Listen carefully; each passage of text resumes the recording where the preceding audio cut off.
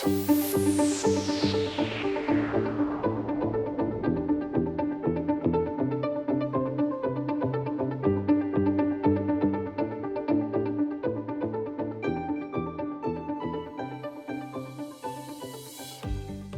everyone. Welcome to Elevate21, the future of cloud, powered by Spalding Ridge.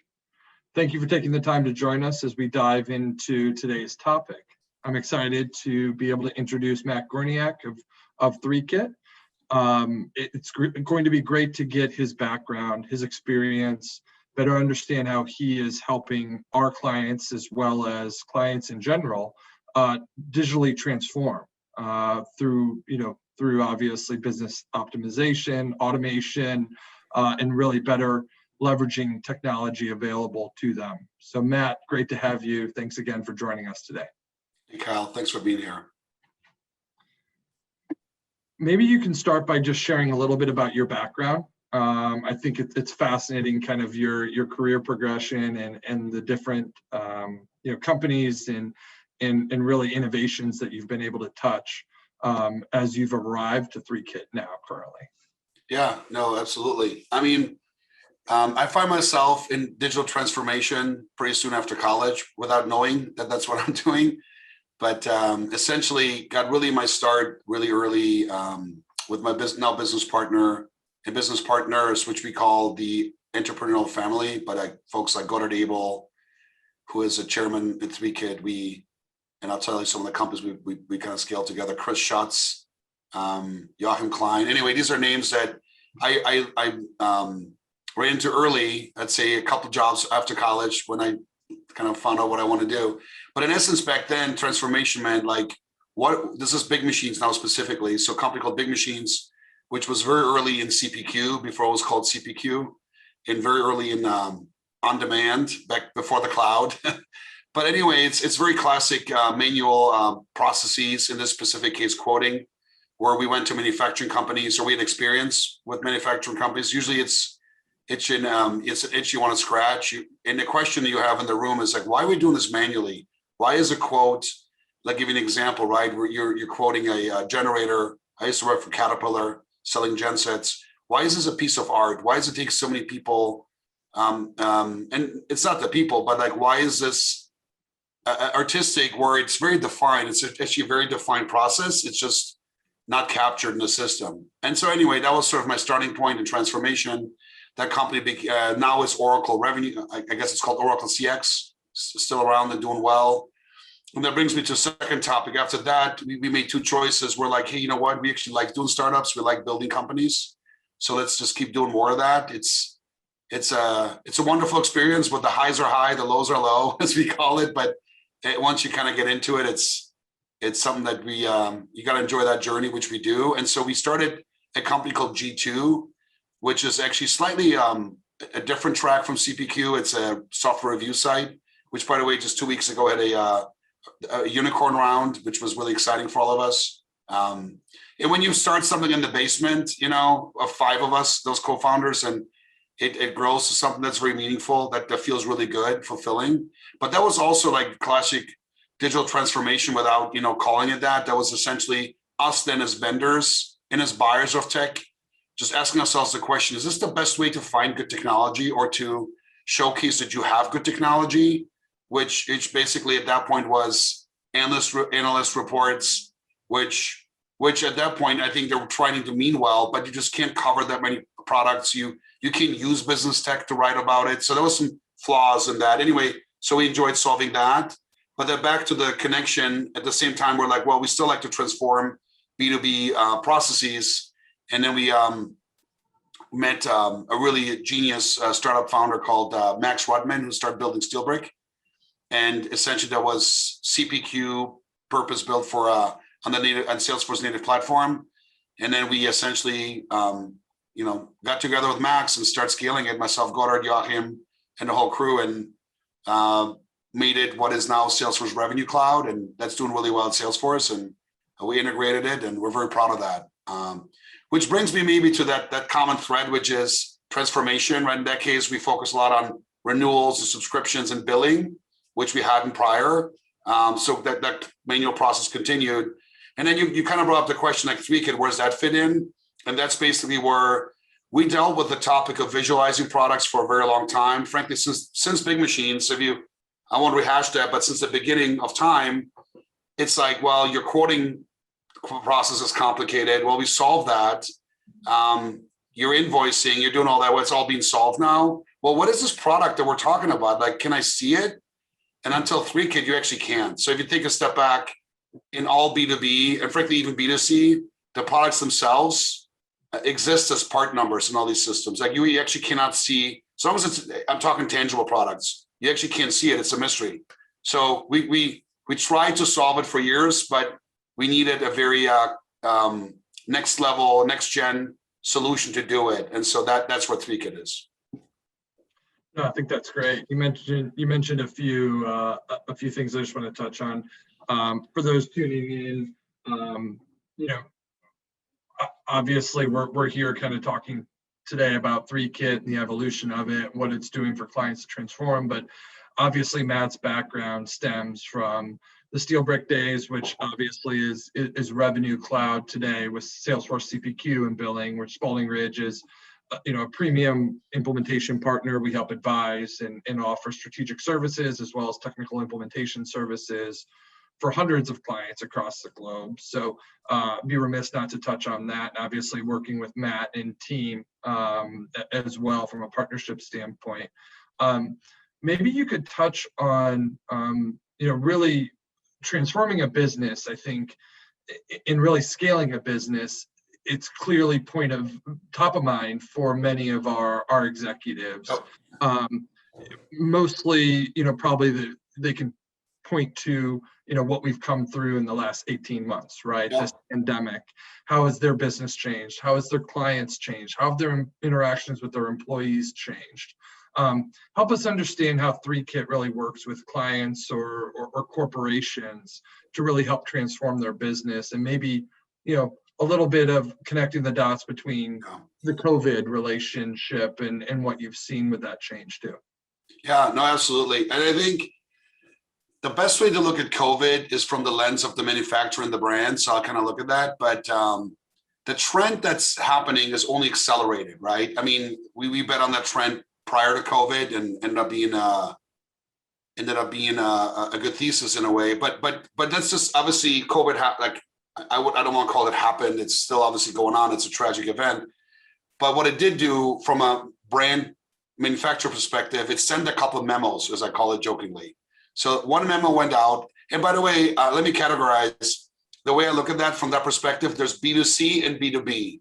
Now B2C doesn't mean only luxury good apparel, furniture, because there is actually manufacturers moving into some products B2C, but loosely, just to keep it simple, let's just look at B2C as your classic direct-to-consumer businesses, luxury goods, again, furniture, apparel, all that's, sports, and then B2B as, let's just say, manufacturing, med tech, right? And B2B to me also is B2B, portals as we would know, but also sales tools, right? Like CPQ. Anyway, so one memo went out, which is, hey, everyone, you need to be online. You need to have an online presence. And I see it as jokingly because for most companies prior to COVID, it was an adjunct. Anyway, and by the way, you need an online presence. I want to transact. I want self-service. And by the way, I want to see the whole product catalog now. This is a big deal. I want to see the whole product catalog because I'm expected to transact online. I want to do something. And if you take a step back prior to COVID, B2C was arguably ahead of that curve. But for 99% of the brands, let's just say brands in that case, it was okay to have, hey, I have some products online and come to the store. That memo is, I want all products online and I want to see all of them. When I say seeing, and to be specific as customers, it's very intuitive. It's not a representation of like, I know we have golf bags. It's like, do you have my golf bag? And if I want to look at the zipper for my tea pocket, can I see that or not? That's my golf bag. In B2B, same memo went out, which is, I want to see the products and I want to transact something. I want to self-service. That's kind of the word there. I want self-service because I just experienced it in B2C. I want that now. So if you think of forklifts, right? I don't want to see just an image. Yes, you sell forklifts. That's wonderful. a med tech, wonderful, but like, do you have my device? Arguably in B2B, visual is even more important because you're not shopping to get inspired. You're looking to find your solution.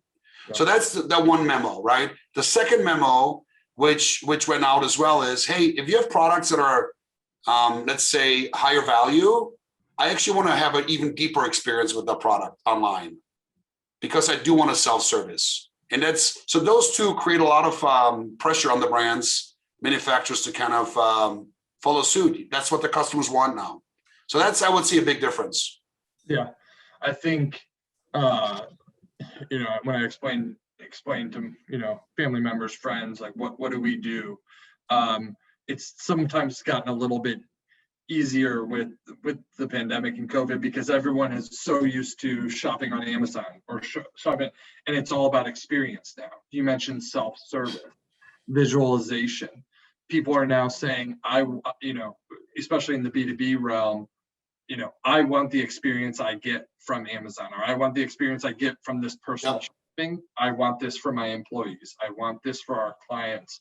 And they're choosing brands and companies that are creating that experience and that easeability when it comes to shopping, purchasing, selecting, quoting, really that transactional process, or even that process that leads up to the transactional process. And so I think that's kind of the emergence of what I've seen thus far too, is this almost consumerology. You take what you do in your own personal environment of buying and purchasing, whether it's a couch for your home, and now you take that to the business world and you say, that's how I want to select a vendor. That's how I want to select a capital equipment or a device. So maybe you can help connect the dots to with what is Threekit doing that is helping accelerate that sales process? Because clearly that's what companies are wanting. And that ease of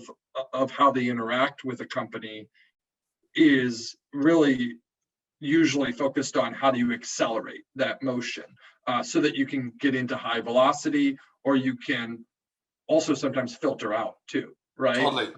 Let's quickly, as I would say. Yeah. I mean, the one thing to really think about is, as a leader of a business, like, I agree with you. Like, I'm just being generic now. Like, you have no choice than to figure this out because of everything you just said. Yeah. And you're absolutely right. Like, we all sat around for 12 months. I mean, we didn't sit around, but like dealt with the pandemic and experienced buying behavior at such an intense way. We just want that digitally now. And so that's coming to B2B. So, but the one thing, so let's talk about like what that means for the manufacturers is, I think the manufacturers, for the first time are realizing that their tangible product does not exist digitally. That's really important to think about for a second. So for 99% of the companies I talk to, these are some are very large companies, and I'm going to lead the witness, Kyle. Let's have some fun. How do you think they represent their product digitally? How do you think they get, their product online? I mean, you have one guess in 1 second. This quick round. Some sort of marketing engine. It's photography. Yeah. So obviously, I don't want to have some fun here, but it's like, basically think about that. You're multi-billion-dollar corporation.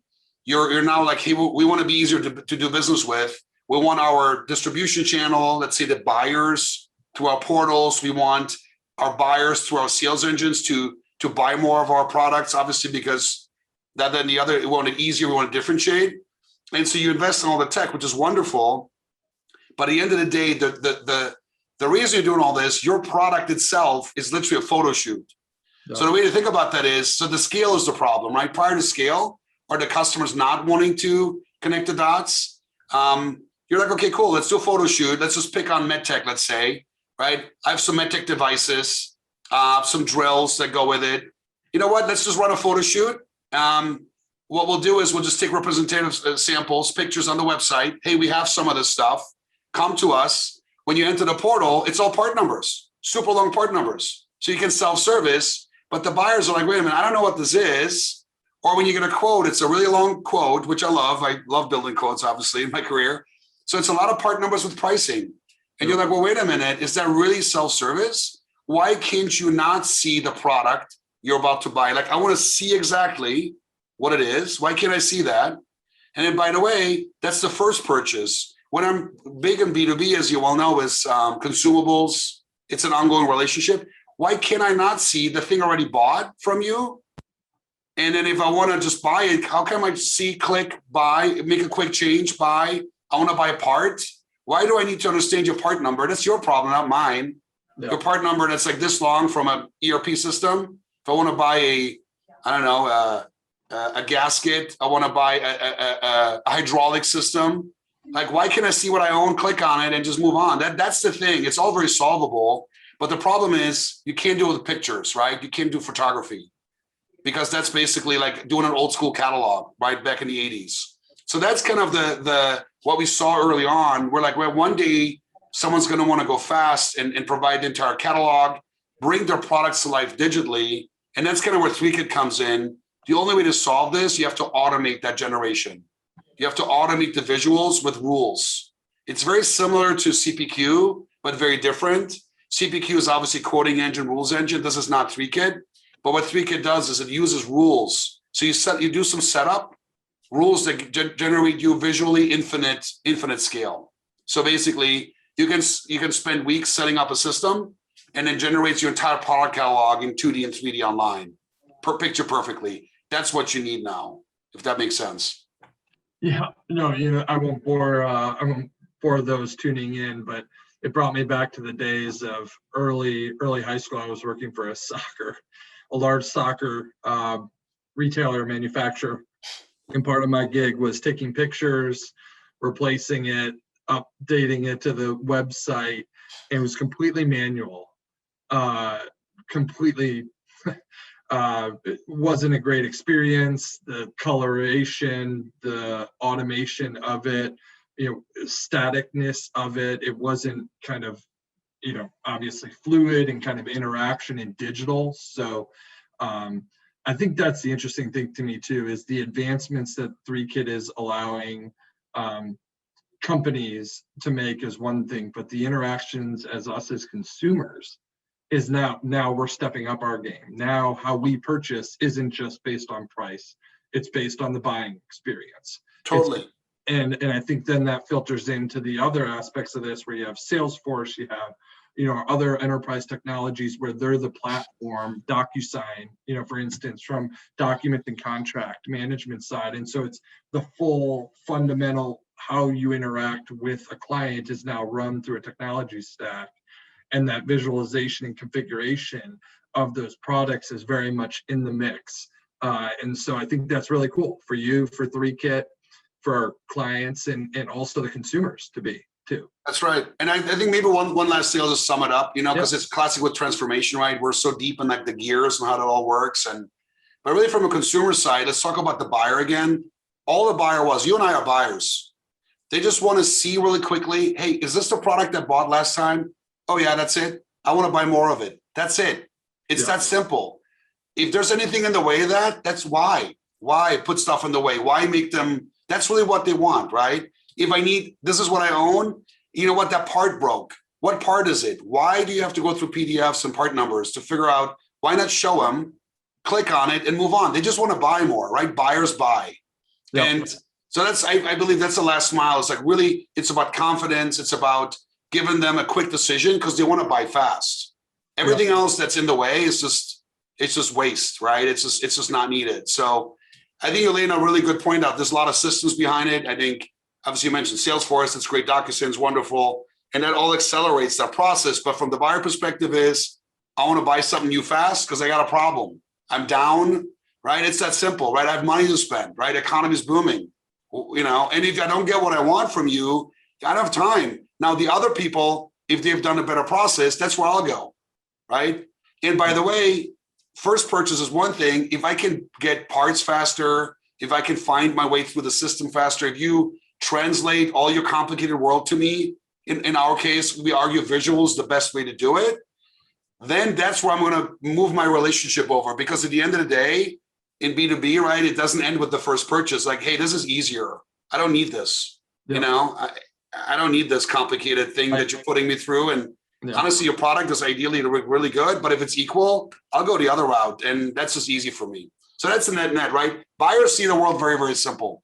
It's that easy. No, I couldn't agree with you more. I appreciate your time today.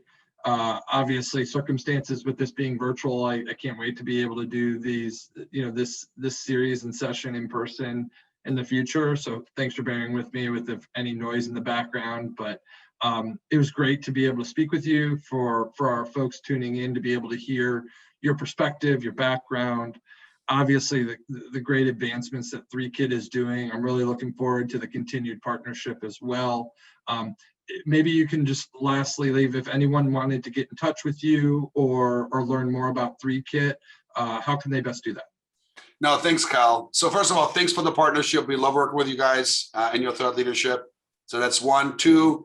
Check out threekit.com, number 3 spelled out.